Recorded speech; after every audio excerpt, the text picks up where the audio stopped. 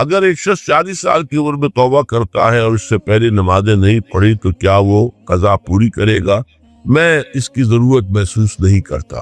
جو علماء بتاتے ہیں کہ ہر ایک نماز کے ساتھ اتنی ہی رکعتیں اور پڑھ لی جائے تاکہ پچھلی قضا میں آپ کر لیں گے تو میرے نزدیک وہ نوافل میں شمار ہو جائیں گے۔ لیکن یہ ہے کہ توبہ سے قبل کے تمام گناہ اللہ تعالیٰ معاف کر۔ توبہ خالص ہو، صحیح ہو، شرائط پوری، حقیقی ندامت ہو، آئندہ طے ہو جائے کہ اللہ کا کوئی حکم نہیں ٹالوں اور چھوڑ دیا جائے گناہوں، تو پھر توبہ صحیح ہے۔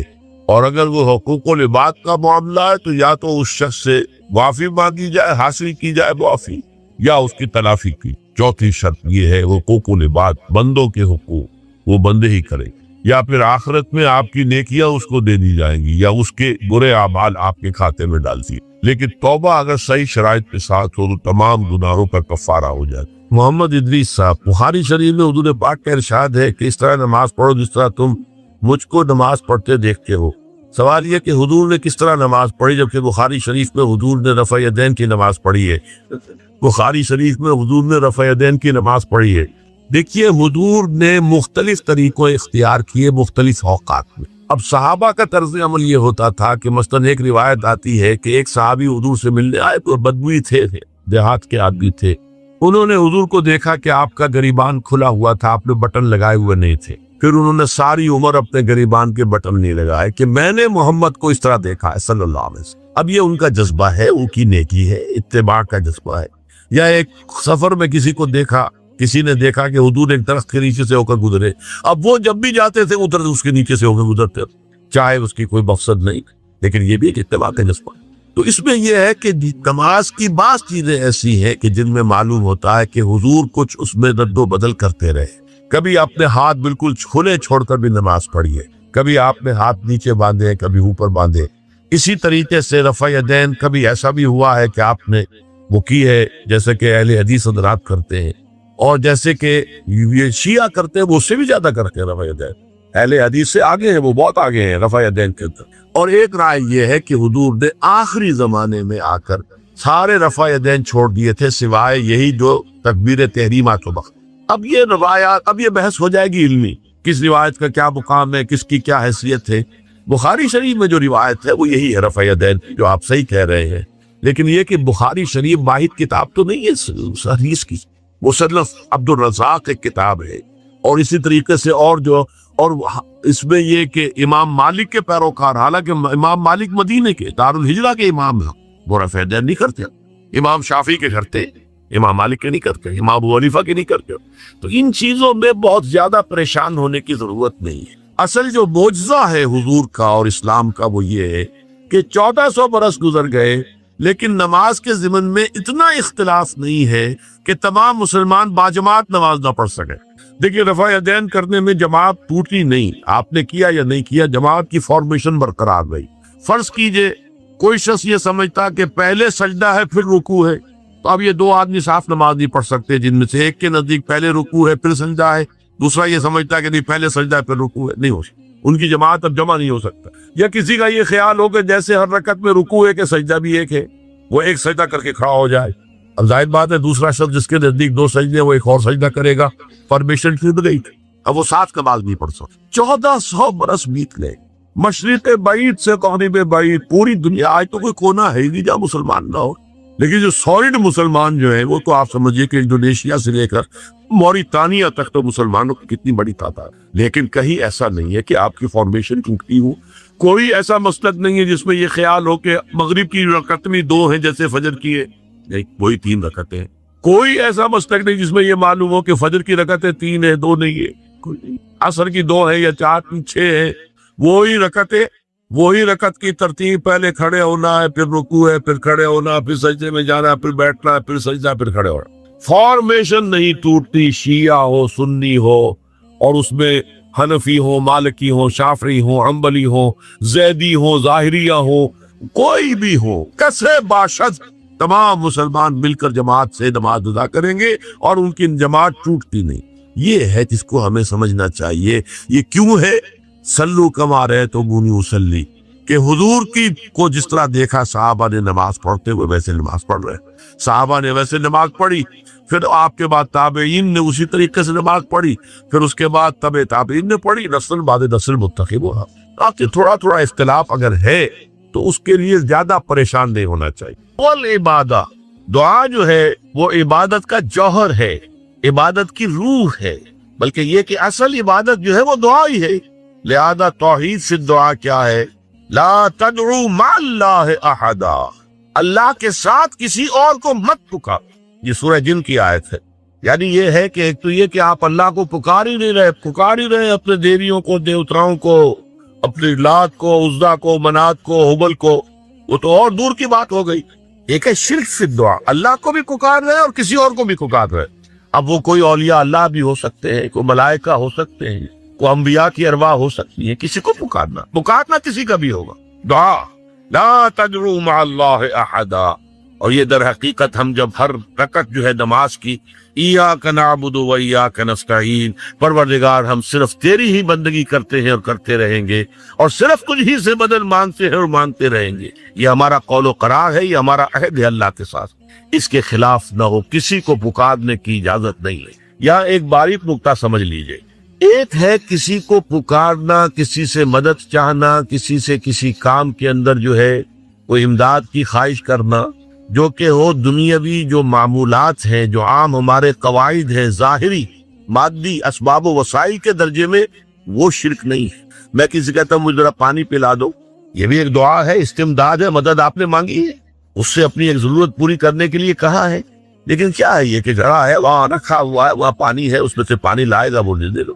جو ظاہری قوانین طبیعہ جو ہے ان کے دائرے کے اندر کوئی دعا، کوئی استمداد، کوئی استعانت، کوئی استغاثہ، اس میں کوئی حرج نہیں۔ غیبی اعتبار سے کسی کے ساتھ بھی کوئی دعا کی جائے اللہ کے سوا، وہ شرک ہے۔ وہ استدعا ہو، استغاثہ ہو، استعانت ہو، استمداد ہو، استنصار ہو، کچھ بھی ہو، غیبی طور دنیا کے معروف طریقوں میں اور جو ہمارے طبعی قوانین ہیں ان کے دائروں کے اندر مدد مانگنا، اس میں قطعاً کوئی شرک نہیں ہے، توحید۔ البتہ اس میں بھی ایک باریک نکتہ ہے۔ ایک بزرگ تھے جو فوت ہو گئے، انہوں نے یہ بات مجھے جس طرح سمجھائی تھی وہ آج بھی میں ان کا مشکور ہوں کہ دنیا میں عام قاعدے قانون کے تحت بھی کسی سے کچھ کہنا کہ بھائی میرا یہ کام آپ کر دیجئے، آپ کر سکتے ہیں، ایک دفعہ کہنا جائز ہے، دوسری مرتبہ یاد دلا دینا کہ شاید بھول گئے، وہ بھی جائز ہے، تیسری مرتبہ کہنا شرک ہو جائے گا، اور اس میں الہا و زاری کرنا اور خوشامدیں کرنا اور گڑ گڑانا، یہ تو شرک ہے۔ تم نے یہ سمجھا ہے کہ تمہارا کام یہی کر سکتا ہے، کام کرنے والا تو اللہ ہے۔ لا فاعل فی الحقیقت ولا مؤثر الا اللہ، حضور نے فرمایا کہ اگر تمہیں جوتا باندھنے کا تسبیح درکار ہو کبھی اللہ سے مانگو، کسی کے سامنے سوال کا جو ہاتھ جو ہے وہ دراز نہ کرو۔ اللہ نے تمہیں ایک عزت نفس دی ہے، اس عزت نفس کو ڈھیلا نہ بناؤ، کسی کے سامنے جو ہے اپنا ہاتھ پھیلا دینا، اپنی عزت نفس جو ہے تو ختم کر دینا ہے، مت مانگو کسی سے۔ لیکن یہ کہ ٹھیک ہے دنیا میں کام چلتا ہے۔ حضور کا شخصی شان تو یہ تھی کہ اگر آپ سواری پر ہوتے تھے اور آپ کی چھڑی گر گئی تو سواری کو بٹھا کے اس سے اتر کر چھڑی خود اٹھاتے تھے، آپ کسی اپنے ساتھی سے یہ نہیں کہتے تھے کہ میری چھڑی پکڑا دو۔ آپ کی تو غیرت کا عالم جو ہے وہ بہت بلند تھا، بہت بلند۔ لیکن دنیاوی عام طریقے سے یہ کہ ٹھیک ہے بھئی آپ ایک کام ہے آپ کر سکتے ہیں، یہ کر دیجیے، جیسے کہہ دیا ٹھیک ہے نہ کروں گا، پھر بھول گیا یا کچھ اور ہوا، دوسری مرتبہ یاد دہانی کرا دی، تیسری مرتبہ جو ہے انہوں نے کہا کہ پھر اس میں شرک کی بو آنے لگتی ہے کہ معلوم ہوتا ہے کہ آپ نے سمجھا ہے کہ اسی کو اختیار حاصل ہے، یہی مقتدر ہے، اسی کو آپ کا کام کرنے کا جو ہے وہ پوری قوت اور قدرت حاصل ہے، اور یہ چیز جو ہے یہ شرک کی بو اس میں سے آنی شروع ہو جاتی۔ لیکن یہ ہے معاملہ سارا جو اسباب عادیہ کے تحت، اس سے مابڑا آپ کسی کو نہیں پکار سکتے۔ میں معذرت کے ساتھ عرض کروں گا اگر کسی کے جذبات کو ٹھیس پہنچے، آپ شیخ عبد القادر جیلانی رحمۃ اللہ علیہ کو نہیں پکار سکتے، محمد رسول اللہ کو نہیں پکار سکتے۔ اور واقعہ یہ ہے کہ محمد رسول اللہ کو تو پکارا بھی نہیں جاتا، پکارتے لوگ ہیں زیادہ حضرت علی کو، یا علی مدد، شرک۔ دیکھیے سب سے بات نکتے کی بتا دوں آپ کو، فرشتے تک ہم مانتے ہیں، حضرت شیخ عبد القادر جیلانی رحمۃ اللہ علیہ کی روح ہے یا نہیں ہے، سنتی ہے نہیں ہے، حاضر ہے کہ نہیں ہے، ناظر ہے کہ نہیں ہے، 100 اختلاف ہو جائیں گے، اختلافات کی تو گنجائش ہے نا۔ فرشتہ ہے یا نہیں ہے؟ وہ تو فرشتہ تو ہے، آپ کے دونوں کندھوں پہ بیٹھا ہوا ہے، قیامن کاتبین ہے کہ نہیں ہے؟ یرسل علیکم حفظہ، آپ کے جو باڈی گارڈ اللہ فرشتہ نہیں بھیجتا، لیکن آپ فرشتے سے بھی نہیں کہہ سکتے کہ میرا یہ کام، فرشتے کے وجود پہ تو کوئی شک نہیں ہے، یا جبرائیل میرا یہ کام قطعاً نہیں، غلط، شرک۔ لا تدعو مع اللہ احدا، اللہ کے سوا پکارنا کسی کو نہیں ہے، دعا کسی سے نہیں ہے، استغاثہ کسی کا نہیں ہے، استعانت کسی سے نہیں ہے، استمداد کسی سے نہیں ہے، استنصات کسی سے نہیں سوائے اللہ۔ جب مجھے اپنے دل میں یاد کرتا میں بھی اسے اپنے دل میں یاد کرتا، جب میرا بندہ کسی محفل میں میرا ذکر کرتا میں اس سے کہیں بہتر محفل میں اس کا ذکر کرتا ہوں۔ اللہ کی محفل تو ملائے اعلیٰ کی ہے، ملائکہ پر رکھی، بہرحال اللہ کو تم اپنے دل میں مستحضر رکھو، اللہ تعالیٰ حضرت یاد رکھو۔ دوبارہ صرف آیا احفظ اللہ تجدہ امامک تجاہک، اللہ کو یاد رکھو تو اپنے سامنے موجود پاؤ جب چاہو دعا کرو۔ احفظ اللہ تجدہ امامک یا تجاہک، اپنے سامنے کو اذا سألت فاسأل اللہ، اب آ گیا وہ برکت۔ دیکھو جب مانگو اللہ سے، غیر اللہ کے سامنے ہاتھ دراز کرو ہی فرق۔ ایک حدیث میں آتا یعنی حرام نہیں ہے، دنیاوی قواعد اصول قوانین کے تحت کسی سے مدد جاننا، کوئی سوال کرنا حرام نہیں ہے، آپ سوال کریں مدد میں، اسی پر دنیا قائم ہے، ایک دوسرے کے ساتھ تعاون کے ساتھ، لیکن اونچا مقام کیا ہے؟ کسی سے سوال مت کرو سوائے اللہ، یہاں کر کے جوتے مانگنے کا قسمہ تمہیں درکار ہے تو بھی کسی سے مت مانگو، اللہ کو مانگو، کیا پتہ اللہ کس کے دل میں ڈال دے اور وہ آ کے تمہیں قسمہ پیش کرتے۔ ہوتا ہے ایسا مسافات جو اللہ کے ساتھ لو لگا کر رکھنے والے وہ کتنے ایسے واقعات ہوتے، دل پہ ایک بات آئی اور اس کے بعد کوئی بات نہیں، وہ کوئی شخص آ گیا اس کے وہ بات پوری کرتا، کیونکہ لوگوں کے دل جو ہے وہ اللہ کے دو انگلیوں کے مابین چاہتا پھر دے کہ آپ کا اللہ کسی فرشتے کو انسانی شکل میں نہیں دے، فرشتہ آتا ہے انسانی شکل میں آپ کی تکلیف کو رفع کر دے، آپ کی ضرورت کو پورا کر، اسی سے کسی اور سے۔ یہ ہے توحید کا لب لباب۔ یوں سمجھیے اسلام کی جڑ کیا ہے؟ ایمان۔ اسلام کا جو خارجی نظام عمل ہے، انفرادی اعمال ہو اجتماعی ہو، ان سب کی روح رواں کیا ہے؟ ایمان۔ جی ایک بات ہو گئی، ایمان کا خلاصہ لب لباب کیا؟ ایمان باللہ، جیسے ایمان بالآخرہ بھی ہے، ایمان بالملائکہ ہے، ایمان بالانبیاء ہے، ایمان بالرسل ہے، ایمان بالکتب ہے، ایمان بالقلب ہے، کہ اصل ایمان۔ اسی لیے ایمان مجمل میں آپ کو معلوم ہے کسی اور کی ذکر نہیں۔ آمنت باللہ کفا ہوا باسمائہ وصفاتہ وقبلت جمیع احکامہ اقرار باللسان وتصدیق بالقلب۔ ایمان مجمل اجمالی طور پر ایمان اس کا نام ہے، ہاں مفصل تفصیلی طور پر آمنت باللہ وملائکتہ وکتبہ ورسلہ والیوم الآخر والقدر خیرہ وشرہ باللہ تعالی۔ تو اسلام کی جڑ ایمان، اور اسلام کا سارا جو نظام عمل ہے، چاہے انفرادی اعمال ہو چاہے اجتماعی، ان سب کی روح نواں ایمان، اور ایمان کا خلاصہ ایمان باللہ، اور ایمان باللہ کا اصل حاصل وہ ہے جس اس کے دو تقاضے، عبادت صرف اسی کی، استعانت صرف جس۔ اس لیے میں نے سورہ فاتحہ کا تذکرہ شروع کیا، یہ عبادت کا جوہر، عبادت کا جو ہے یہ ایمان کا حاصل، عبادت صرف اس کی اور استعانت صرف استعانت ہی نہیں، ثواب بھی آ گیا۔ کبھی مدد آپ کسی سے مدد مالی چاہ رہے ہیں یا کوئی اور مدد چاہتے ہیں، کسی کام میں مدد چاہتے ہیں، جیسے میں نے کہا تھا کہ سفارش کرانا چاہتے بھی مدد، وَإِذَا اسْتَعَنْتَ فَاسْتَعِنْ بِاللَّهِ، اور جب مدد مانگو صرف اللہ سے مانگو، اور وہ سارے الفاظ یاد کر لی، استدعاء، استعانت، استغاثہ، یہ جو غوث اعظم سے استغاثہ کیا جاتا ہے، استغاثہ اللہ سے، دعائی اللہ، اس اعتبار سے استمداد، استعانت، استدعاء، استغاثہ، یہ سب اللہ سے، صرف عبادت صرف اللہ، ایاک نعبد، اور استعانت صرف اللہ سے، مانگو صرف اللہ سے، مدد طلب کرو صرف اللہ سے، اور جان لو اگر تمام لوگ جمع ہو کر تمہیں وہ فائدہ پہنچا ہو جائے نہیں پہنچا سکتے، الا بشیء قد كتب اللہ لك وَإِذِ اجْتَمَعُوا عَلَىٰ أَن يَضُرُّوكَ بِشَيْءٍ لَمْ يَضُرُّوكَ إِلَّا بِشَيْءٍ قَدْ كَتَبَ اللَّهُ عَلَيْكَ، اگر سب مل کر چاہیں تمہیں کوئی نقصان پہنچا دے نہیں پہنچا سکتے مگر وہی کوئی جو اللہ نے تمہارے لیے لکھا۔ اب بتائیے خوف کی جڑ کر جائے گی، یہ جو ایمان جو ہے یہ خوف اور حسن دونوں سے نجات دلانے والی بات ہے۔ جو حقیقی مومن ہے وہ اللہ کا ولی ہے، اسی وہ اللہ کا ولی، الا ان اولیاء لا خوف علیہم ولا هم يحزنون. یہ اولیاء اللہ کو علیحدہ مخلوق نہیں ہے، کوئی ان کے سر پہ سیک نہیں ہوتے، انسان ہی ہوتے ہیں، لیکن حقیقی معنی میں مومن تن تھے تو آرات سے جو آئے پڑھ رہے. ایمان اس درجے کا پہنچ گیا تو اللہ کا ولی. اور لوگ کے خوف اس بات کا، کس سے خوف کروں، اس کے ہاتھ کو کچھ ہے ہی نہیں. اور اگر کچھ اللہ نے میرے لیے لکھ لیا وہ آتا رہے گا، کیا میں لاکھ گڑ گڑاؤں اور اس کے ساتھ میں جب یہ چھوڑ دے. اگر اللہ نے لکھا ہوا ہے وہ تو آئے، وہ کاہے کو اس کے سامنے گڑ گڑانا، کاہے کو جمع سائی کرنا اس کے ساتھ. اور کسی کے ہاتھ میں کچھ ہے ہی نہیں، میرا خیر ہے ہی نہیں، کاہے کو اجاگر کرو اس کی. اور رفعت الاقلام، دیکھو نوجوان قلم میں اٹھا دی گئی ہے، وجفت الصحف، اور جو رجسٹر ہے سعی سے ان کی سیاہی کچھ، یہ ہے وہ اللہ کا علم اس میں ہر شے لکھتی. اس کی قلم اٹھا، جیسے آپ کو معلوم ہے امتحان ہوتا تھا 3 گھنٹے ختم ہو گئے، اسٹاپ رائٹنگ، بس اب قلم ہو جانا چاہیے. وہ قلم تو تقدیر کا کھاتی جو ہے وہ قلم اس کا اب اٹھا دیا گیا، اور جو صحیفے جن پر لکھا گیا وہ خوشبو ہو گئے. یہ تو روایت ہے جو امام ترمذی نے جس کو روایت کیا، یہ متن ان کا ہے جو ہم نے پڑھا ابھی، اور ان کا قول یہ ہے کہ یہ حدیث حسن صحیح ہے.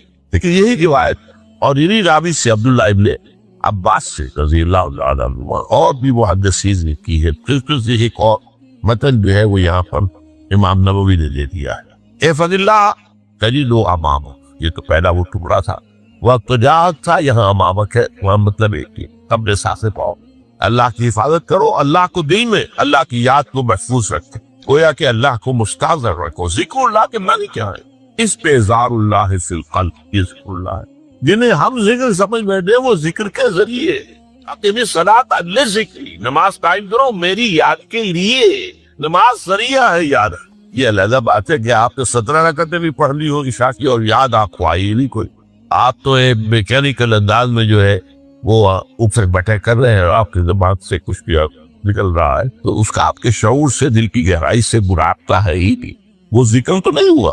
ہاں نماز فرض کیوں ادا ہو گئی، کی فرض ادا ہو گئی. تو جنہیں اپنے ذکر سوچے وہ ذرائع ذکر اللہ اللہ سبحان اللہ زبان سے، یہ تاکہ اس کے نتیجے میں وہ ذکر حاصل ہو جائے. استحضار اللہ فی القلب، ذکر کے معنی ہے استحضار اللہ فی القلب، تعرف اللہ فی الرخاء.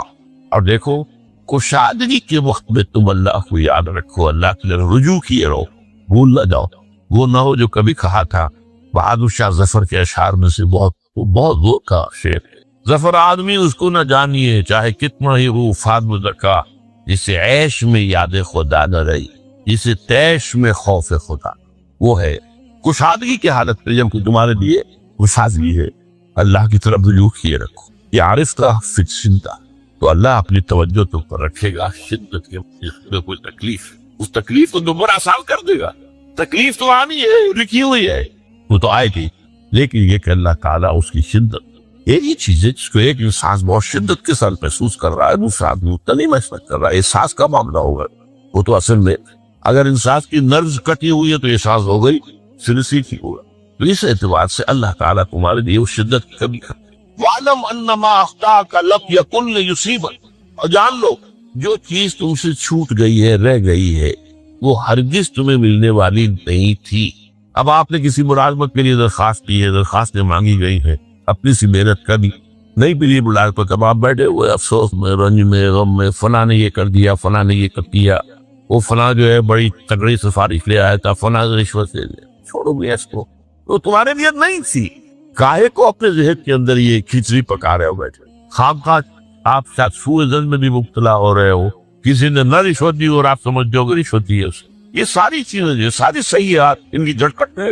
وَعَلَمْ أَنَّمَا أَخْطَأَكَ لَمْ يَكُنْ لِيُصِيبَكَ وَمَا أَصَابَكَ، اور جو چیز تم پر آ گئی لَمْ يَكُنْ لِيُخْطِئَكَ، ہو ہی نہیں سکتا تھا کہ وہ تم پر نہ.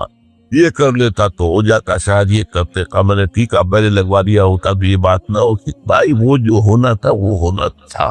اب یہ وہ چیز ہے جس سے انسان میں کیسے پیدا ہوتی تسلیم و رضا. ہم بھی تسلیم کی خو ڈالیں گے، بے نیازی تیری عادت سے صحیح. اے اللہ جو تو نے چاہا مجھے قبول. اسی لیے میں نے آپ کو آیت سنائی سورۃ تغابن کی، ما اصاب من مصیبت الا باذن اللہ، کوئی مصیبت نہیں آتی مگر اللہ کے اذن سے. ومن یؤمن باللہ یہد قلبہ، جو اللہ پر ایمان رکھتا ہو اللہ اس کے دل کو ہدایت دے دیتا ہے. ہدایت کس بات کی؟ تسلیم و رضا سر دوست تک سلامت کے تو خنجر آزمائی نہ شبت نصیب دشمن کے شب نہ لا کے اللہ تیری طرف سے ہے مجھے قبول ہے اور بظاہر مجھے تکلیف ہو رہی ہے لیکن یقیناً اس میں میرا کوئی خیر ہے یدکل خیر ہے تیرے ہاتھ پہ تو خیر ہی خیر ہے جو بھی تیری طرف سے آئے سر تسلیم سب ہے مزاجی یاد اور یہ مضمون جو ہے زیادہ بڑے پیمانے پر سورہ خرید کے آیا لا اصاب من مصیبت فی الارض ولا فی انفسکم الا فی کتاب من قبل ان تبرأ کوئی مصیبت نہیں آتی نہ تمہاری جانوں میں نہ زمین میں زلزلہ آ جانا سیلاب آ جانا طوفان زمین کا دھنس جاتا یا یہ ہے کہ تمہاری جانوں میں کوئی بخار ہو گیا کوئی اور تکلیف ہو گئی اچانک معلوم ہوا کہ صاحب تو کینسر ہے اور کینسر بھی تھرڈ سٹیج کے پہنچ لیکن جو بھی آیا ہے وہ اللہ کی علم کی کتاب میں پہلے سے لکھا ہوا فی کتاب من قبل ان نبرأھا یہ کتاب میں درج ہے اس سے پہلے کہ مجھے ظاہر اس کا نتیجہ کیا نکلنا چاہیے لیکن لا تعصوا علی ما فاتکم ولا تفرحوا بما آتاکم افسوس نہ کیا کرو جو تم سے جاتا رہے چھوٹ جائے کوئی عزیز فوت ہو گیا کوئی موقع ہاتھ سے نکل گیا ارے بھائی میں چوک گیا بڑا موقع تھا اب اس پر افسوس کر رہے نہیں جو چیز لیکن لا تعصوا علی ما فاتک ولا تفرحوا بما آتاک جو اللہ تمہیں دے دے اس پر اتراؤ مت وما اصابک لم یکن لیخطئک واعلم ان النصر مع الصبر اور جان تو اللہ کی مدد صبر کے ساتھ جو آئے اس کی طرف سے چیئے لو زبان پر کلمہ شکوہ اور شکایت نہ آئے اللہ سے شکایت تسلیم اور رضا جو تیری رضا ہے تیری صحت ہمیں منظور ہے لیکن اس کو مولانا محمد علی جوہر ایک مرتبہ جیل پہ گئے ایک بیٹی بیمار ہوئی فوت ہو اس کے بعد دوسری مرتبہ پھر جیل پہ گئے دوسری بیٹی کو وہی بیماری جیل میں اطلاع ملی کہ بیٹی نہیں بیماری پہ تو خط لکھا اشعار کی شکل کا آخری شعر بھی ہے تیری صحت ہمیں منظور ہے لیکن اس کو نہیں منظور تو پھر ہم کبھی منظور ہم چاہتے ہیں میرے پیچھے تیری شفا ہو جائے اسے منظور نہیں ہمیں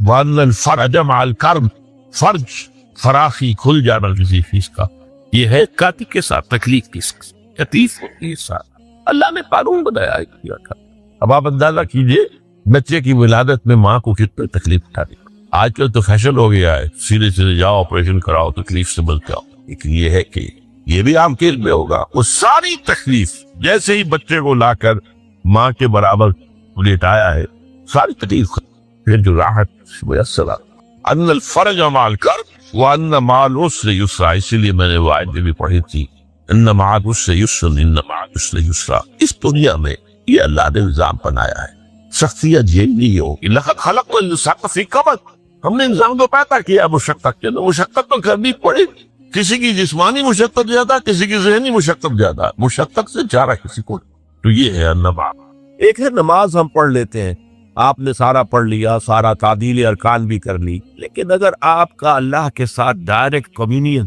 اور ڈائریکٹ کمیونیکیشن قائم نہیں ہوا تو نماز جس کو کہ کہا گیا کہ الصلاۃ معراج المومنین جو قرب حضور کو حاصل ہوا معراج میں وہ ایک بندہ مومن دنیا میں رہتے ہوئے حاصل کر سکتا ہے نماز اگر اس کی روح جو ہے واقعتاً ہم کا نام ہو رہی ہو الحمدللہ رب العالمین الرحمن الرحیم مالک یوم الدین اہدنا الصراط المستقیم ایاک نعبد اگر ہم واقعتاً ایسے کہہ رہے ہو کہ ہمیں احساس ہو کہ ہم اللہ کے حضور میں حاضر ہیں اور عرض کر دو سجدہ کریں تو حدیث میں آتا ہے کہ ایسے محسوس ہو کہ گویا کہ میں نے اپنا سر اللہ کے قدموں میں رکھ یہ ہے نماز اب جو گفتگو ہو رہی ہے یہ ہم کلامی ہے الصلاۃ معراج المومنین اہل ایمان کے حق میں یہ نماز جو ہے یہ معراج کا درجہ لیکن یہ نماز کیسے نصیب ہوگی اگر روح سوئی ہوئی ہے دبی ہوئی ہے پسی ہوئی ہے مزمحل ہے یا مردہ ہے یہ نماز کیسے آتی ہو چاہے آپ 5 وقت کی نماز پڑھ رہے ہو چاہے آپ نے ہیبٹ بنا لیا ہو نماز کو چاہے خوش بھی ہو گیا ہو لیکن یہ کہ جب تک وہ روح بیدار نہ ہو جب تک ہم کلامی نہ ہو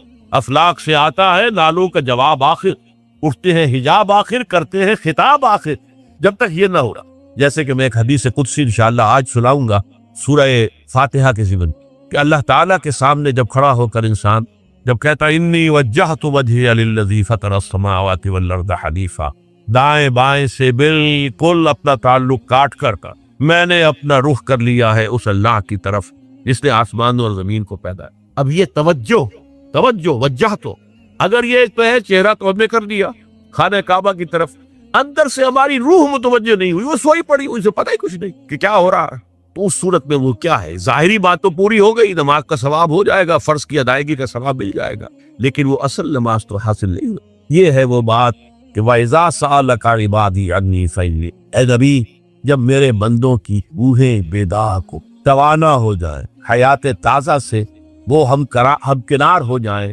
اور پھر وہ میرے بارے میں پوچھیں، وہ میرا تقرب حاصل کرنا چاہتے تو آپ سے پوچھے تو کہیے میں قریب ہوں، اجیب دعوت الداع اذا دعان، یہ ہے وہ دعا، میں ہر پکارنے والے کی پکار، ہر دعا کرنے والے کی دعا کو سنتا ہوں، قبول کرتا ہوں، اس کو جواب دیتا ہوں جہاں کہیں بھی مجھے پکارے۔ اذا دعان، اس میں در حقیقت وہ مفہوم آ گیا ہے there and then wherever، آپ اپنے گھر میں ہو کر پکارے ہیں اللہ، آپ بستر پر لیٹے ہوئے پکارے الذین یذکرون اللہ قیاما وقعودا وعلی جنوبہم، ہاں ٹھیک ہے، بعض مقامات بعض اوقات قبول دعا کے لیے زیادہ سازگار ہے، حرم میں جا کر دعا مانگی جائے، اور منا میں عرفات میں خاص طور پر، جبل رحمت پر خاص طور پر، ملتزم جو ہے کعبے کا اس پر خاص طور پر، وہ ایام بھی ہیں خاص، لیکن یہ نہیں ہے کہ بقیہ دنوں میں آپ کے اور اللہ کے درمیان کو بڑا فاصلہ ہے۔ یہ سارا دنیا میں مشرکانہ نظاموں نے تصور پیدا کیا، اللہ تو دور ہے دور ہے دور ہے دور ہے، پاک ہے پاک ہے پاک، تم ناپاک ہو ناپاک ہو ناپاک ہو، اور تم تو بڑی پستی میں پڑے ہو، تم اللہ سے براہ راست ہم کلام نہیں، کوئی درمیانی چاہیے، کوئی لنکس چاہیے، کوئی پجاری ہوگا، کوئی پروہت ہوگا، کوئی پنڈت ہوگا، کوئی پیر ہوگا، کوئی پادری ہوگا، کوئی پوپ ہوگا، اس کے ذریعے سے تم اللہ سے ہم کلام ہو، خود نہیں۔ اور جب ذریعے بیچ میں آ گئے تو ان کی مٹھی گرم کرو، ان کی چاپلوسی کرو، ان کو بھی جو ہے چادریں چڑھاؤ، ان کو نذرانے پیش کرو۔ یہ ہے بدترین ایکسپلائٹیشن جو مذہب کے ذریعے سے نوع انسانی کی۔ یہ دو ایکسپلائٹیشن دنیا میں ہوئی ہے تاریخ انسانی میں، ایک بادشاہوں کی طرف سے خراج دو ہمیں، محنت تم کرو گے کھیت میں، آدھا حصہ ہمارے پاس آئے گا، ہم عیش کریں گے، ہم سٹینڈنگ آربیز رکھیں گے تاکہ ذرا تم بغاوت کرو تو تمہارا سر کچل دیا جائے۔ یہ ایکسپلائٹیشن بدترین، مانگنے والا گدا ہے، صدقہ مانگے یا خراج۔ دوسری طرف ہم بادشاہ ہیں، ہم چندر بنسی سورج بنسی خاندان ہیں، ہم راجپوت ہیں، حکومت کرنا ہمارا حق ہے۔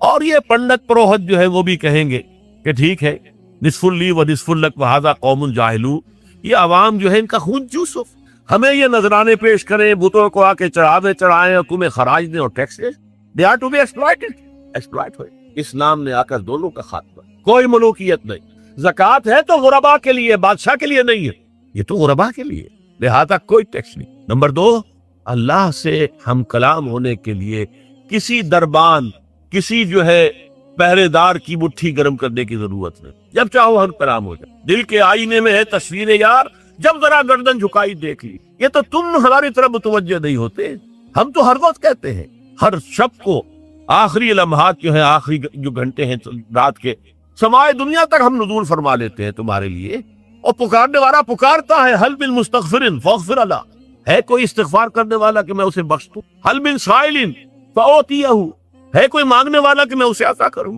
تم ہی سوئے رہتے ہو، الٹا غفیل رہتے ہو، تمہیں ہماری طرف توجہ نہیں ہے۔ اگر ہماری طرف متوجہ ہو جاؤ تو جیسے کہ اقبال نے کہا کہ میرے لیے یہ دربان جو ہے، پیران کلیسا کو کلیسا سے اٹھا دو۔ کلنا طرائق کے دادا، ہم تو بہت سے طریقوں میں بٹے ہوئے تھے، بہت سے فرقوں میں تقسیم ہو گئے تھے، طرح طرح کا ہر ایک کا اپنا، کل حزب بما لدیہم فرحون، ہم نے بھی اپنے مشرب اور مسلک بنا لیے تھے۔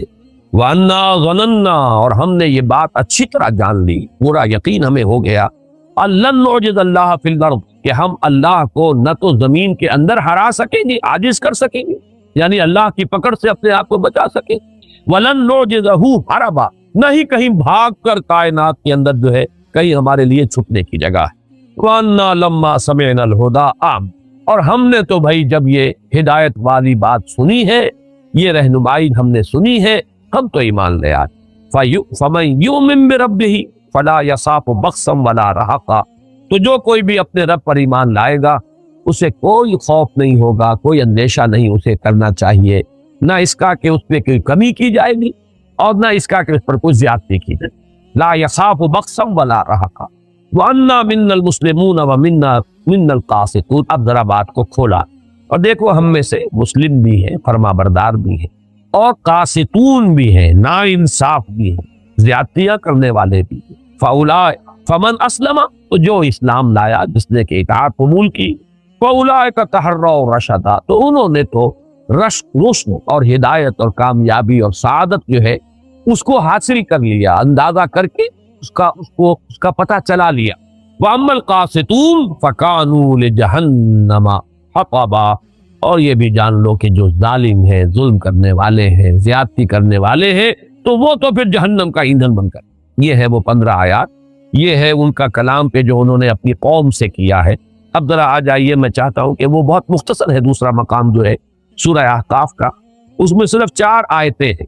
وَإِذْ صَرَفْنَا إِلَيْكَ نَفَرًا مِنَ الْجِنِّ، اور اے نبی یاد کیجئے جب کہ ہم نے آپ کی طرف رخ پھیر دیا جنوں کی ایک جماعت، یہاں بھی لفظ نفر آیا، اس کی وضاحت میں بعد میں کروں گا۔ جنوں کی ایک جماعت، ایک گروہ کو آپ کی طرف پھیر دیا، آپ کی طرف رخ کیے۔ یستمعون القرآن، وہ پوری توجہ کے ساتھ قرآن سنتے رہے۔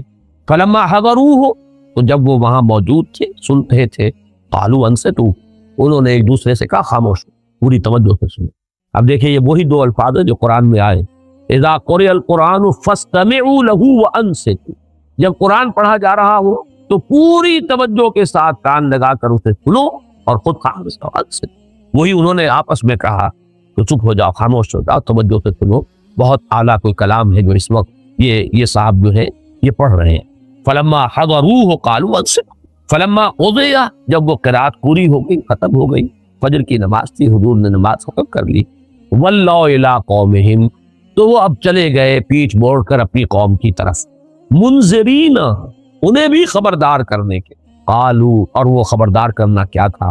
کہا انہوں نے یا قومنا، اے ہماری قوم، انا سمعنا کتابا انزل من بعد موسیٰ، ہم نے سنی ہے ایک کتاب جو نازل کی گئی ہے موسیٰ کے بعد، یعنی تورات کے بعد، مصدقا لما بین یدیہ، اور وہ تصدیق کرتے ہوئے آئی ہے اس کی کہ جو اس کے سامنے موجود ہے، یعنی تورات کی تصدیق کرتے ہوئے آئی ہے۔ تورات کی تکذیب نہیں کرتی، تصدیق کرتی۔ یہدی الی الحق، اور وہ تو حق کی طرف رہنمائی کر رہی ہے، صحیح راستہ دکھانے والی، ہدایت جو ہے دینے والی ہے، وَإِلَىٰ طَرِيقٍ مُسْتَقِيمٍ، سیدھے راہ کی طرف رہنمائی فرمانے والی ہے۔ یا قومنا اجیبوا داعی اللہ، اے ہماری قوم لبیک کہو اللہ کی طرف بلانے والے کی پکار پر، لبیک کہو، لب کو فوراً تصدیق کرو، فوراً ایمان لاؤ۔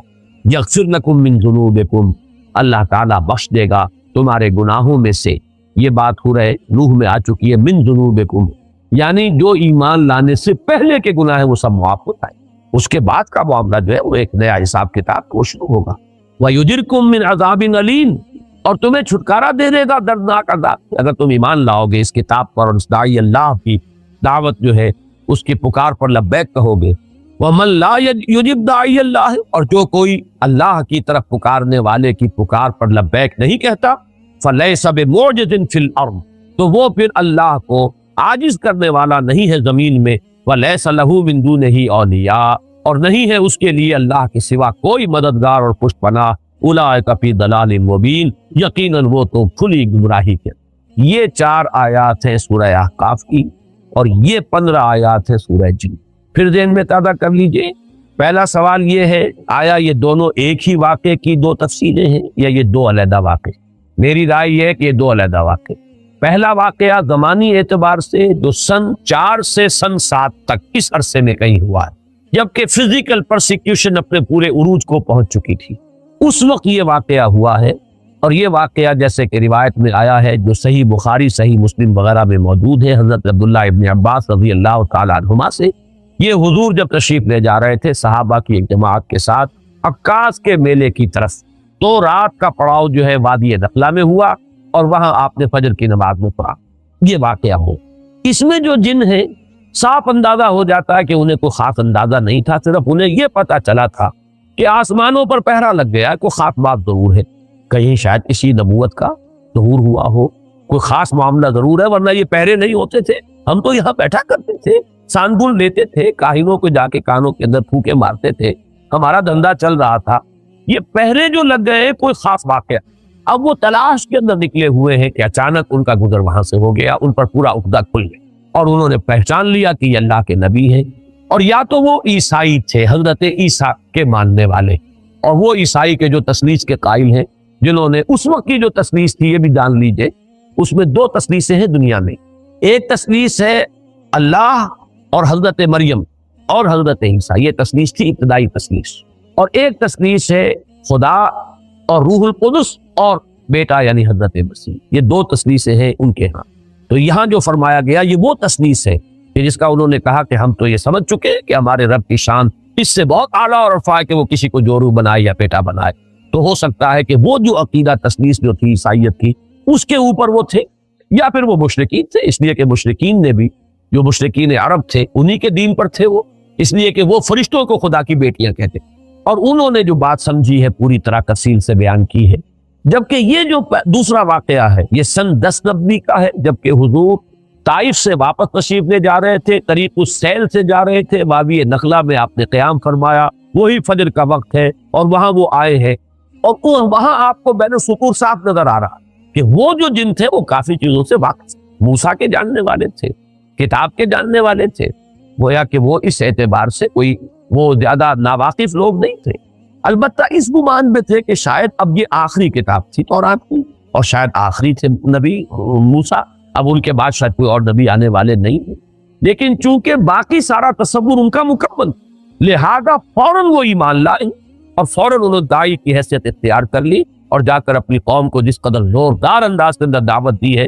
واقعہ یہ کہ انسانوں میں تو اس کی مثال اگر ملے گی تو ابو بکر صدیق کے سوا شاید کسی کی مثال نہ ملے کہ ایک مرتبہ کلام پاک سنا ہے حضور صلی اللہ علیہ وسلم سے، ایک مرتبہ، اور داعی کی حیثیت اختیار کر لی، اپنی قوم کے سامنے جا کر کھڑے ہو گئے ہیں کہ یا قومنا اجیبوا داعی اللہ، اے ہماری قوم کے لوگوں لبکو، لبیک کہو اس اللہ کی طرف پکارنے والے کی پکار پر، قبول کرو اس کو، تصدیق کرو اس کی، ایمان لاؤ اس پر.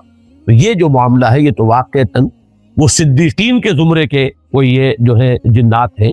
اور یہ بات اچھی طرح معلوم ہو گئی ان سے بھی کہ وہ اپنے کسی نبی کا ذکر نہیں کر رہے، اپنے ہاں کی کسی کتاب کا ذکر نہیں کر رہے، ورنہ تو اس کا ذکر کہ ہمارے ہاں جو کتاب ہے یا ہمارے ہاں جو نبی آئے ہیں یہ بھی وہی باتیں کر رہے ہیں کہ جو ہمارے ہاں کے نبیوں نے اور رسولوں نے کی ہیں. قطعاً نہیں.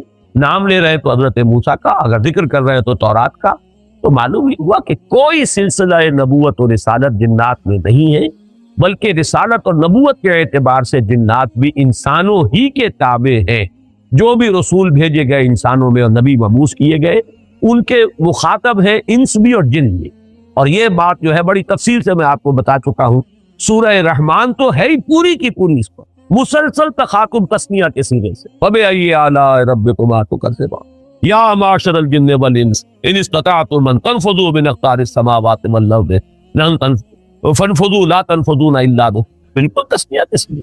سنفرغ لکم ایھا الثقلان، اے وہ دو بھاری مخلوقوں ہم عنقریب تمہارے لیے فارغ ہوا چاہتے. تو سورہ رحمان کو پڑھ کر بھی اگر وہ بات واضح نہیں ہوئی تو معلوم ہوتا ہے کہ ذہن کے اوپر کسی غلط فکر کا، غلط سوچ کا، غلط نظریے کا کوئی بہت ہی دبیز اور کوئی بہت ہی بھاری حجاب جو ہے وہ پڑ گیا ہے، ورنہ وہ حقیقت بالکل علم نشرہ ہوتی. اور سب سے بڑی بات یہ کہ امت کا اجماعی عقیدہ ہے، وہی امت کا 1400 برس کا، اس سے اصل میں ہٹ کر راہ نکالنا جو ہے در حقیقت وہی ہے کہ جو چیز انسان کے لیے جو اس کی گمراہی کا سب سے بڑا سبب. اب آئیے ذرا ایک ایک لفظ پر بھی ہم ذرا تھوڑا سا غور کریں. قل اوحی الی، یہ سب سے پہلے لفظ قل پر غور کیجئے. حضور کو یہ وحی کیوں کی، کیوں کہا گیا کہ اس واقعے سے آپ اپنے ان لوگوں کو خبردار؟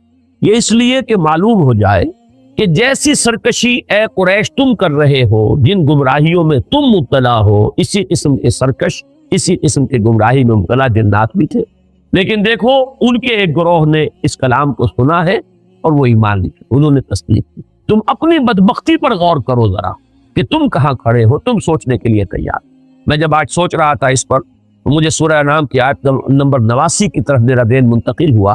فَإِن يَكْفُرْ بِهَا هَؤُلَاءِ فَقَدْ وَكَّلْنَا بِهَا قَوْمًا لَيْسُوا بِهَا بِكَافِرِينَ. اگر یہ لوگ ناقدری کر رہے ہیں اس قرآن کی، اس وحی کی، یہ حکمت جو انہیں سنائی جا رہی ہے قرآن کے ذریعے سے، اگر یہ قریش جو ہے ان کی ناقدری کر رہے ہیں تو اے نبی آپ پریشان نہ ہو، ہم نے اور قوموں کو تیار کیا ہوا ہے اس کام کے لیے کہ وہ اس کی ناقدری نہیں کریں، وہ اس کی قدر دانی کریں گے، اس کو حرز جان بنائیں گے، آگے بڑھ کر چومیں گے اس کو اور اس کو قبول کریں گے. لہذا گھبرائیے نہیں. ان یکفر بها هؤلاء فقد وکلنا بها قوما لیسوا بها بکافرین. اپنے قومیں ایسی ہیں جو فوراً تصدیق کرے گی. اب ان میں اشارہ انصار مدینہ کی طرف بھی ہو سکتا ہے اور دوسری اقوام کی طرف بھی ہو سکتا ہے. پھر ان میں اشارہ ان کی طرف بھی ہے، تو یہ بھی ایک مثال ہے. قل کہہ دیجئے ان سے، اوحی الیہ، یہ اوحی الیہ سے اشارہ ہو رہا ہے اس بات کی طرف کہ یہ بات حضور کو خود معلوم نہیں ہے. یہ بات ذرا کھلے گی بات حضرات کو، لیکن بات سمجھ لیجیے، جو قرآن سے ہمیں قرآن کو فالو کرنا ہے. اوحی وہی کی گئی. جب آپ نخلا میں قرآن پڑھ رہے تھے آپ کو معلوم نہیں ہے، اگر ہوتا تو آپ اسی وقت اپنے صحابہ کو بتا دیتے، پھر کسی وحی کی ضرورت نہیں. اس لیے اللہ تعالیٰ اپنے بندے کو چاہے رسول ہو، چاہے نبی ہو، چاہے ولی ہو، کوئی بھی ہو، جتنا علم دیتا ہے بس وہی علم اس کا ہے. جو علم نہیں دیتا وہ علم اس کو حاصل نہیں. کل کا کل عطائی علم ہے، ذاتی علم کسی کا نہیں ہے ذرہ پر. اور یہ وہ شے ہے جس کو بریلوی مکتب فکر کے بھی محققین مانتے. میں نے یہ حقیقت و اقسام شرک میں تفصیل سے بحث کی. ان کے جو صاحب علم ہے، ایک تو ہے عام واعظ، نعت گوئی کرتے کرتے وہ کئی مؤذن تھے اور نعت گو ہوئے، اس کے بعد وہ خطیب بھی ہو گئے اور وہ بلکہ خطیبوں کے سردار ہو گئے. وہ جو بے پرکی ہانکتے ہیں، جیسے شیعہ ذاکر ہانکتے ہیں، ہر سال نئے ڈرامے جو ہے تصنیف ہوتے ہیں کربلا کے واقعات کے، اور نئے ڈائیلاگز جو ہے سنائے جاتے ہیں، ان کی بات چھوڑ دیجیے. جو ان میں اہل تحقیق ہیں ان سے میں نے جب رابطہ قائم کیا، مثلاً ایک ساہیوال جو اب کہلاتا ہے، منمومری تھا اس زمانے میں، وہاں کی بہت بڑے عالم ہیں، بریلوی مکتب فکر کے زعماء میں سے ہیں. میں ان سے پاس گیا، میں نے کہا مسئلہ کیا علم غیب کا؟ تو صاحب کہا، کتابیں نکال کے دکھائی، دیکھیے ہم 3 باتیں مانتے ہیں حضور کے علم کے بارے میں. حضور کا علم حادث ہے، قدیم نہیں. حضور کا علم محدود ہے، لا محدود نہیں. حضور کا علم عطائی ہے، ذاتی نہیں. بات 3 باتیں مان لیجیے تو بات اب جھگڑا کرے گا. باقی رہ گیا یہ کس کا علم تھا کس کا نہیں تھا، یہ ہم کون فیصلہ کر دیں؟ کیا چیز معلوم تھی کیا نہیں معلوم تھی؟ ہم نہیں ناپ سکتے حضور کے علم کو. البتہ جہاں پہ ایسے اشارے مل جاتے ہیں اس سے بات سمجھ میں آتی ہے کہ یہ بات آپ کو از خود معلوم ہوئی ہوتی تو وہی کی ضرورت ہے. کہ آپ کے علم میں ہوتا کہ فرشتے موجود، یہ جنات آئے ہوئے ہیں اور یہ میری بات سن رہے ہیں، قرآن سن رہے ہیں، اور انہوں نے جا کر یہ باتیں صراحت کے ساتھ. وہاں پر بھی یہی ہے سورہ احقاف میں کہ اللہ تعالیٰ فرما رہا ہم نے بھیج دیا تھا، ہماری مشیت کے تحت آئے تھے، از خود نہیں آئے تھے. اس صرفنا الیک نفرا من الجن، ہم نے رخ پھیر دیا کچھ جنوں کی ایک جماعت کا کہ وہ آپ کی طرف آئی اور قرآن اس نے سنا. یہاں بھی فرمایا قل اوحی الی، کہہ دیجئے مجھ پر وحی کی گئی ہے، انہ استمع نفر من الجن، کہ جنوں کی ایک جماعت نے توجہ سے سنا. استماع کو نوٹ کر لیجئے، سمع یسمع کے معنی ہے مجرد سننا، اور استماع یستمع باب افتعال بنے گا. استماع اس کے معنی پورے توجہ سے کان لگا کر دھیان سے سننا. فاستمعوا له وانصتوا، نفر کی جو کے لفظ کا اطلاق ہوتا ہے عربی میں 3 سے 10 تک، اور روایات میں معلوم ہوتا ہے بعض میں کہ یہ 9 تھے، بعض میں 7 کا حصہ تھا، واللہ اعلم. فقالوا انا سمعنا قرانا عجبا، تو انہوں نے کہا کہ ہم نے سنا ایک قرآن، ایک پڑھی جانے والی شے. قرآن کے معنی پڑھی جانے والی شے، اور ہم نے سنی وہ عجبا. اب یہ عجب جو ہے یہ مصدر ہے، عجیب صفت مشبہ ہوتی ہے، عجیب، لیکن عجیب کے لفظ کو چھوڑا گیا عجبا. اور جب مصدر آتا ہے بطور صفت تو اس کے اندر بہت مبالغہ ہوتا، بہت عجیب. لیکن عجیب کی میں نے کئی مرتبہ وضاحت کی ہے کہ عجیب اردو میں ہم کہتے ہیں کسی شے کو جو ان یوزول ہو، غیر معمولی سی، عام حالت سے علیحدہ. عربی میں عجیب کے معنی ہے نہایت دل کو لبھانے والی، دل کو پسند آنے والی. جو آیا ہے قرآن مجید میں سورہ احزاب میں کہ حضور کو ایک موقع پر حکم دیا گیا کہ اب آپ مزید کوئی نکاح نہیں کرتے. وَلَوْ أَعْجَبَكَ حُسْنُهُنَّ، چاہے کسی خاتون کا حسن جو ہے آپ کو بہت ہی پسند آ جائے، دل کو لبھائے، لیکن اب نکاح کی آپ پر پابندی، آئندہ آپ کوئی اور نکاح نہیں. تو یہ عجب جو ہے در حقیقت یہ لفظ جو ہے عجیب، تو یہ کسی عجیب و غریب شے کو نہیں کہتے بلکہ دل کو لبھانے والی، بہت پسند آنے والی. ہم نے سنا ایک قرآن جو بڑا ہی دل کو لبھانے والا تھا. یہدی الی الرشد، رشد یہاں پر آیا ہے سبیل الرشاد کے معنی میں، جیسا کہ سورہ مومن کی آیت نمبر 39 میں. وہ راستہ، رشد جو ہے بڑا جامع لفظ ہے. آپ 4 الفاظ بار بار دیکھیں گے قرآن میں. فوز فائزون سے بنا، فلاح جس سے مفلحون بنا، سعید یعنی خوشبخت، اور یہ رشید جس سے بنا ہے رشد. رشد، فوز، فلاح، ویسے تو اب الفاظ جب بولتے ہیں تو اس کو ہم اس طریقے سے جمع کر لیتے ہیں، ان میں سے ہر ایک کا اپنا ایک مفہوم ہے. تو اس میں رشد کا لفظ جو ہے اس میں بہت سی چیزیں جمع ہو جاتی ہیں، خوبی، نیکی، بھلائی، علم، سچائی، یہ تمام چیزیں جمع ہوں گی تو رشد.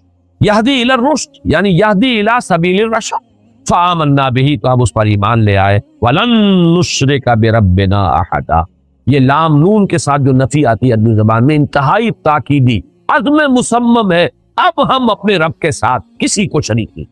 اس میں اندازہ ہو رہا ہے کہ کس قدر انہیں پچھتاوا ہوا ہے کہ ہم کن حماقتوں میں مبتلا رہے، ہم کن گمراہیوں کے اندر جو ہے وہ ہم گرفتار رہے، جن وادیوں میں بھٹکتے رہے، ہم پر تو حقیقت منکشف ہے۔ اللہ تعالیٰ یہی جذبہ ہمیں عطا فرمائے کہ ہم بھی کبھی اپنی سابقہ زندگی پر اس اعتبار سے پشیمان ہو، جتنی پشیمانی ہوگی اتنے ہی درجے میں عزم ہوگا اصلاح کا اور ارادہ بنے گا اپنے آپ کو بدلنے کا۔ تو یہ در حقیقت ان کی اس پشیمانی کا جو ہے ایک پیمانہ ہے، فَلَن نُشْرِكَ بِرَبِّنَا أَحَدًا وَأَنَّهُ تَعَالَى جَدُّ رَبِّنَا مَا اتَّخَذَ صَاحِبَةً وَلَا وَلَدًا۔ ہمارے رب کی شان تو بہت بلند، یہ جد کا لفظ ہماری ثنا میں آتا ہے، سبحانک اللہم وبحمدک، تعالی جدوں کا، تیری شان بہت بلند ہے، انہ تعالی وہی لفظ ہے وہاں پر ثنا میں، ہمارے رب کی شان بہت بلند ہے، اس سے بہت اعلیٰ عرفہ منزہ ہے کہ وہ کسی کو جورو بنائے یا بیٹا بنائے۔ یہ بات سمجھ لیجئے، یہ چیز اللہ کے شایان شان میں کیوں نہیں؟ اس لیے کہ یہ شرک کی بدترین صورت ہے۔ اقسام شرک میں اس کو تفصیل سے بیان کرتا ہوں، میرے کیسٹس بہت پھیلے بھی ہیں، عام جو ہے اور بہت پسند کیے گئے الحمدللہ، اس لیے کہ بدترین شرک شرک فی الذات بنتا ہے، باقی شرک فی الصفات ہے، شرک فی الحقوق ہے، شرک فی العبادت ہے، یہ شرک فی الذات ہے سب سے زیادہ مکروہ شرک، اللہ کا سب سے زیادہ غضب اس پر بھڑکتا، جیسے کہ سورہ کہف کی آیات وَيُنذِرَ الَّذِينَ قَالُوا اتَّخَذَ اللَّهُ وَلَدًا مَا لَهُم بِهِ مِنْ عِلْمٍ وَلَا لِآبَائِهِمْ كَبُرَتْ كَلِمَةً تَخْرُجُ مِنْ أَفْوَاهِهِمْ إِنْ يَقُولُونَ إِلَّا كَذِبًا فَلَعَلَّكَ بَاخِعٌ نَفْسَكَ عَلَىٰ آثَارِهِمْ إِن لَّمْ يُؤْمِنُوا بِهَٰذَا الْحَدِيثِ أَسَفًا۔ اس سے بھی کہیں زیادہ پرجلال انداز ہے وہ سورہ مریم، وَقَالُوا اتَّخَذَ اللَّهُ وَلَدًا وَقَالُوا اتَّخَذَ الرَّحْمَٰنُ وَلَدًا لَقَدْ جِئْتُمْ شَيْئًا إِدًّا تَكَادُ السَّمَاوَاتُ يَتَفَطَّرْنَ مِنْ فَوْقِهِنَّ يتفطرن منه وتنشق الارض وتخر الجبال حتى ان دعوا للرحمن ولدا وما ينبغي للرحمن ان يتخذ ولدا۔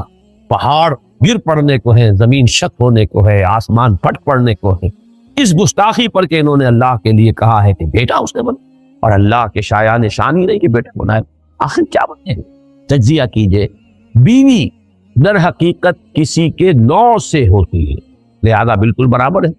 انسانوں میں نوع ایک ہے، مرد اور عورت نوع تو ایک ہے، جن سے دو ہیں لیکن باقی تو ہر اعتبار سے بعضکم من بعض، نوع تو ایک ہی ہے، جس کو آپ کہتے ہیں بایولوجی میں سپیشیز تو ایک ہے، سیکسز دو ہیں، تو ایک نوع ہوا گویا کہ اگر کوئی دو روح ہے کسی کی تو اسی کی نوع سے ہے، اور بیٹا ظاہر بات ہے کہ وہ تو در حقیقت وہ بھی اسی کی نوع میں سے ہے، بیٹا جو بھی ہوگا آخر گھوڑے کے ہاں جو پیدا ہوگا گھوڑا ہے، گدھے کے ہاں جو پیدا ہوگا گدھا ہے، انسان کے ہاں جو پیدا ہوگا انسان، تو اللہ کے ہاں جو پیدا ہوگا وہ اللہ۔ یہ ہے در حقیقت شرک کی وہ بدترین صورت کہ ہر اعتبار سے اللہ کے ساتھ بالکل مساوی کر دینا والا معاملہ جو اس شرک میں آتا ہے کہ خون کے لیے کسی کو جورو یا اس کے لیے کسی کو بیٹا قرار دیتا ہے، اولاد قرار، وہ تو بالکل نوع ہی ایک ہو گئی، ایک درجہ ہے، سید زیادہ سید ہے، مغل زیادہ مغل ہے، راجپوت کا بیٹا راجپوت ہے، تو اللہ کا بیٹا تو مکمل چلا ہے، بالکل برابر کا ہے، کفو ہے، ہم پلہ ہے، مد مقابل۔ تو یہ ہے در حقیقت انہو تعالی جد ربنا، ہمارے رب کی شان بہت بلند ہے، وہ اس سے بہت اعلیٰ و عرفہ ہے۔ وَمَا اتَّخَذَ صَاحِبَةً وَلَا وَلَدًا وَأَنَّهُ كَانَ يَقُولُ سَفِيهُنَا عَلَى اللَّهِ شَطَطًا۔ یہ سفیہ جو ہے یہ واحد کے لیے بھی آتا ہے اور جمع کے لیے، یہ بھی ہو سکتا ہے ان کا ہمارے ہاں کے بڑے بدھو اور بڑے یہ جو بنے پھرتے تھے ہمارے گرو گھنٹال، ہمارے لیڈر ہمیں بڑی غلط پٹیاں پڑھاتے رہے، اور انہوں نے ہمارے ان بے وقوفوں نے اللہ پر جو ہے بڑی غلط باتیں جو ہے جڑی ہیں اور غلط ان کے اللہ کی طرف منسوخ کیا کہ اللہ نے کسی کو بیٹا بنا لیا اور اللہ نے کسی کو جو ہے اپنا برابر کا درجہ دے دیا ہے۔ تو یہ شیطان لعین کی طرف بھی اشارہ ہو سکتا ہے، اس کی ذریت معنوی اصل بھی مجموعی طور پر بھی مراد ہو سکتی ہے۔ وَأَنَّهُ كَانَ يَقُولُ سَفِيهُنَا عَلَى اللَّهِ شَطَطًا وَأَنَّا ظَنَنَّا لَن تَقُولَ الْإِنسُ وَالْجِنُّ عَلَى اللَّهِ۔ یہ ہے وہ سادہ لوحی، بہت اہم ہے یہ آیت، اکثر و بیشتر عوام الناس اسی سادہ لوحی میں مارے جاتے ہیں۔ آپ کا عام بیچارہ بریلوی جو ہے وہ کیا سمجھے، وہ تو اپنے مولوی کی بات سنتا ہے، اپنے وائس کی بات سنتا ہے، وہ یہ گمان نہیں کر سکتا کہ یہ تو دھوکہ دین کے اللہ کے پاس۔ اسی طریقے سے کوئی شیعہ ہے، اسی طرح قادیانی ہے، قادیانیوں کا ہر شخص ان میں سے ریسرچ نہیں کرتا، ہر شخص قرآن مجید کی جو ہے تحقیق نہیں کرے گا کہ ختم نبوت کے کیا معنی ہے کیا نہیں ہے. اب جو بھی ان کے ہاں ان کے وہ بٹگر ہیں، ان کے گرو گھنٹال ہیں، جو پڑھاتے ہیں وہ اپنے اسی خیال کے اندر اس طرح میں دھوکہ دے گی. کیوں دھوکہ دے گی؟ تو عوام الناس دھوکہ کھاتے ہیں اپنے رہنماؤں سے، اور اسی وجہ سے کھاتے ہیں کہ وہی گمان نہیں کر سکتے کہ ہمیں دھوکہ کس لیے دھوکہ دیں گے، اللہ کے اوپر کوئی غلط بات کریں گے. وَأَنَّا ظَنَنَّا أَن لَّن تَقُولَ الْإِنسُ وَالْجِنُّ عَلَى اللَّهِ كَذِبًا.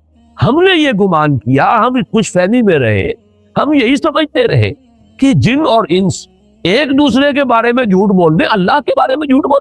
وہ جس کو کہتے ہیں فارسی میں کہ بازی بازی بارش بابا ہم بازی، یہ تم کھیل کر رہے ہو، استہزاء کر رہے ہو کہ اپنے باپ اور دادا کی داڑھیوں کے ساتھ بھی کھیل کرو گے، بارش بابا ہم بازی.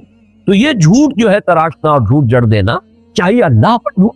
ہم نے یہ سمجھا کہ انسان ایسی حرکت تو نہیں کریں گے، یہ جنات ایسی حماقتیں تو نہیں کریں گے. وَأَنَّهُ كَانَ رِجَالٌ مِّنَ الْإِنسِ يَعُوذُونَ بِرِجَالٍ مِّنَ الْجِنِّ فَزَادُوهُمْ رَهَقًا. اور یہ کہ بہت سے مرد جو تھے یا انسانوں میں سے بہت سے لوگ وہ پناہ طلب کرتے تھے جنوں میں سے لوگوں کی، اس سے ان کی سرکشی میں اور اضافہ ہو گیا. اب یہاں امکان ہے کہ یہ زادوہم رہقا، زادو کے اندر ایک ضمیر ہے فاعلی، انہوں نے اضافہ کر دیا، ہم ضمیر مفعولی ہے ان کے لیے یا ان میں، لیکن یہ کہ اضافہ کرنے والا کون ہے، کن میں اضافہ ہوا ہے، اس میں دونوں رائے ہو سکتی ہیں. یعنی جنوں نے ان انسانوں کو اور گمراہ کیا، پھر اور غلط راستے پر ڈالا. اچھا تم اشرف المخلوقات ہو کر اور تم ہماری پناہ طلب کر رہے ہو تو ہم تمہیں ایسی وادیوں میں لے جا کے بھٹکائیں گے کہ تم جہنم کا ایندھن ہی بن کرتا ہو. اور ایک یہ بھی ہو سکتا ہے کہ انسانوں کے اس طرز عمل نے ان شیاطین جن کے اندر جو نشہ ہے اور چڑھا دیا، یہ ہماری پناہ طلب کر رہے ہیں، تو گویا کہ ان میں سرکشی، اپنا غرور، تکبر، تمرد، شیطنت، سرکشی جو ہے وہ اور بڑھ گئی. تو یہ دو طرفہ ہے، زادوہم رہقا. یہ گویا کہ جس کو انگریزی میں کہتے ہیں وشس سرکل، کہ یہ ایک دوسرے کی گمراہی کے اندر اضافہ کر رہے ہیں. اور یہ دونوں کیا، کیونکہ اس میں یہ احتمال موجود ہے، یہ بہت ہی ذو معنیین کہیے، اور دونوں معنی جو ہے اس کی اپنی جگہ پر صحیح ہے اور درست. وَأَنَّهُمْ ظَنُّوا كَمَا ظَنَنْتُمْ أَن لَّن يَبْعَثَ اللَّهُ أَحَدًا. اور یہ کہ انہوں نے بھی یہی گمان کیا تھا، انسانوں نے بھی، جیسے کہ تم لوگ گمان کیے بیٹھے ہو کہ اللہ کسی کو نہیں اٹھائے گا، ہرگز نہیں اٹھائے گا کسی کو. ہمارے جدید مفسرین میں سے اکثر نے مراد لیا ہے کہ یہ بعث بعد الموت ہے، کہ جیسے تم سمجھتے ہو کہ بس مرنے کے بعد کوئی زندگی نہیں، کوئی اٹھایا نہیں جانا ہے، کوئی حساب کتاب نہیں ہے، ویسے ہی انسان بھی اس حماقت میں مبتلا. لیکن یہ کتاب نازل ہوئی ہے، اللہ نے اپنے ایک بندے کے اوپر ہدایت اتار دی ہے، اور اب یہ حقیقت منکشف ہو گئی ہے کہ ہمیں تو اٹھایا جائے گا، حساب کتاب ہوگا، جواب طلبی ہوگی، جزا و سزا ہوگی. دوسری رائے یہ ہے کہ اللہ یبعث اللہ احد سے مراد ہے بعثت رسول، کہ وہ بھی اس گمان میں تھے جیسے کہ تم اس گمان میں ہو کہ اب کوئی اور رسول